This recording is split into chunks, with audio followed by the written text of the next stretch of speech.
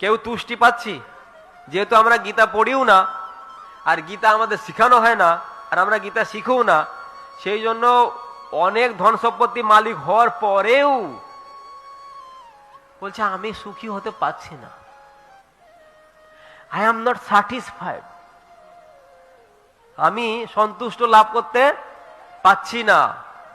আবার তাহলে যার হয়েছে সেই কথা বলছে, আবার যে ভ্যান চালাচ্ছে ও চিন্তা করছে আরে কিছু কিছু টাকা পয়সা বেশি হলে পরে একটু সন্তুষ্ট পেতাম, হ্যাঁ কি না? দুইজনেই সন্তুষ্ট খুঁজছে, কিন্তু কেউ পাচ্ছে না। একজন ভাবছে নেই বলে পাচ্ছে না, যার আছে সেও পাচ্ছে না। তাহলে পাবেটা কি করে বলুন আপনারা? কি করে? তাহলে আমাদের প্রয়োজন কি? টাকা না সন্তুষ্টি? আমাদের সম্পদ ঐশ্বর্য প্রতিপত্তি দরকার না সন্তুষ্টি দরকার?